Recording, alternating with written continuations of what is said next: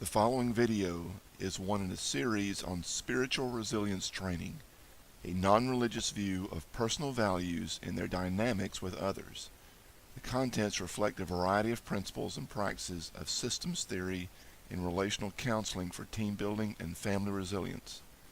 Although the series is intended to support Army Corps values, each video also encourages the viewer to reflect on their current prominent values in specific situations and to consider what values may be more appropriate to means and results that are honorable and helpful with others.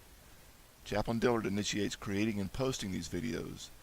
Their contents and YouTube's linked videos do not necessarily reflect specific beliefs, practices, requirements, or endorsements of the Department of Defense, its subordinate organizations, or other groups with which Chaplain Dillard is affiliated. Welcome back. This is the last in our series on DiSC personality styles. If you haven't at least seen the first one, the introduction, please watch that. That gives an overview I won't cover here. That goes into explaining what DiSC is, why it's significant, gives some word pictures that may help you, helps us understand how they relate to each other, the different personality styles, in family and work and others.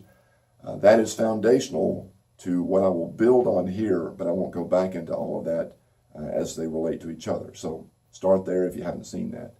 Today we're looking at the C personality style, which is conscientious or cautious, looking at the right thing to do, which is our first point. The basic orientation of the C is a lower energy for the sake of tasks. If you remember, the D and the I, they're high energy. The D is looking at tasks, but the I is looking at relationships. The S is lower energy because they're not looking so much at the future. They're looking at now and learning from the past. But the S is relationship focused. The C is task focused. So people looking at physical safety, people looking at policy, local policy, looking at people doing the right thing and paying attention to detail and past experience or past failures to learn from that. So they're slower and task oriented. Their motivation is research, correct information, logic, tangible evidence, and quality work. The C's make great engineers, they make great scientists because they are looking at tangible details that can show us how to make sure that things are safe. Being conscientious, not just conscientious in terms of moral things, but mechanically correct things that are true in science, but also things that are verifiable and helpful to other tasks as well. Some positives in teams. C's tend to be very realistic. They are focused on specific information and committed to doing what is right. If you want to make sure that people are not just looking for the positive way or the easy way, make sure that you have a C. A C will ground you in reality. They'll say what the deficits are, what is being done wrong or has been done wrong, how to correct it. They'll have evidence. They'll have a timeline similar to a D, but they'll be slower. They'll be focused more on the details of how and why to get it done. Some challenges in teams. C's tend to be more quiet. They tend to be more independent, to work slowly and to emphasize rules over relationships. That's one of the ways that they get things done. They're very methodical. They're very detail-oriented. They're focused on the now and the past. And so people tend to see them as detached. They might see them as not caring. That's not true. They've become very excellent at what they do by being focused on detail to make sure that the right thing gets done. Their disposition and analysis, a C tends to be a great troubleshooter, detail-focused but perfectionistic. Because they are so focused on details and the now and tasks, they're always tweaking their information. They're always looking for the absolute best way to make things right. And it can slow them in making decisions or slow them in giving reports for others to make decisions. So that's tough for a C in analysis. Perfect segue into growth areas. C's need to learn to encourage others more, to accept imperfection, and to see the big picture.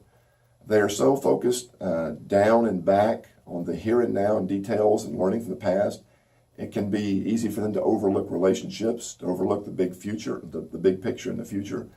And they may need to be reminded, but they themselves, and I'm a C, we need to make sure that we look out and up and forward instead of just down and back on the details and how to make things right.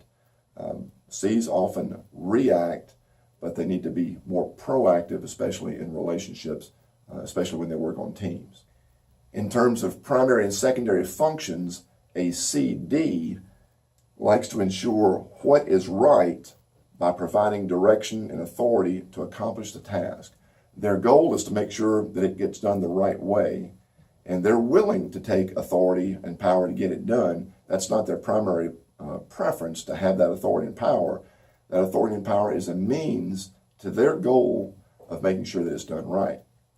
A CI will ensure what's done right by inspiring others to do the right things. They're motivators, but they're motivators toward the task primarily. So that might come across as disingenuous. You're trying to get me excited, but you're not really excited about me. You're excited about the task.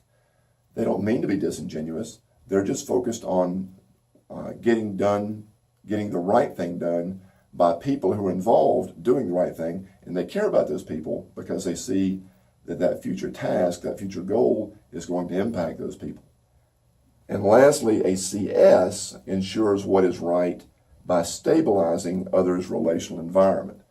They realize that people live with each other, they work with each other, and conflict with each other could upset the conflict of the task or the cohesion of the task. So they see the relationship between people and tasks. Their goal is the task, but the means is to provide stability in the relationships.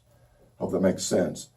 DiSC personality styles are very simple, but they're very complex at the same time. One thing I will mention before we wrap up is that what they do and why they do it may be different, even if somebody has the very same personality style.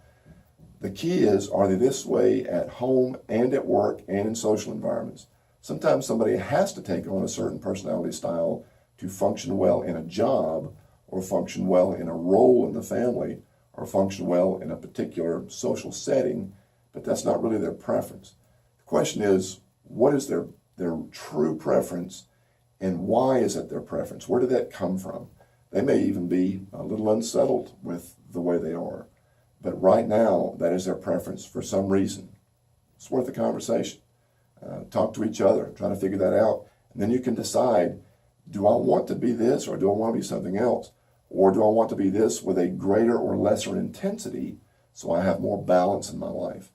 DiSC, as in other personality styles, is often about issues of balance or imbalance and how that affects our relationships and our tasks. Hope you found that helpful. Tune in next time. We'll start an entirely different series, and I hope to see you then. At the release date of this video, I am stationed with Research, Development, and Engineering Command, RDECOM, at Aberdeen Proving Ground, Maryland. Because the majority of our personnel are in this area, I spend most of my time here.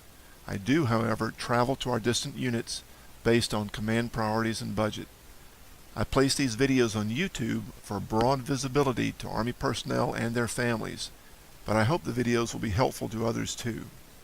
If you are assigned to RDECOM and want to request specific topics by video, training on site or by VTC, or confidential counseling on site or by secure webcam, you can contact me at jeffrey.d.dillard.mil@mail.mil.